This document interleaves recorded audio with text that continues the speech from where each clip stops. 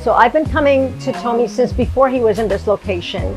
And the reason I started coming to Tomy was that my hair was very brittle. It was falling off like in clumps. The color was really bad.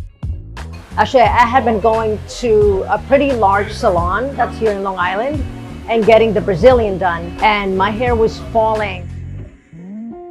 So I started Googling who I could go to, and Tomy's name came up, and I went to see him. And the first thing he did was he took a scissor and he just kind of did something to my hair, and he showed me all the gunk that was in it that was causing my hair to be brittle and to be falling off. So I started doing the collagen with him, the color cuts, and I just have never looked back. I mean, people stop me at the gym and ask me where I get my hair done because they think it looks wonderful. So very happy with Tomy and with Jill, and would recommend them blindly to anyone who needs to look fabulous.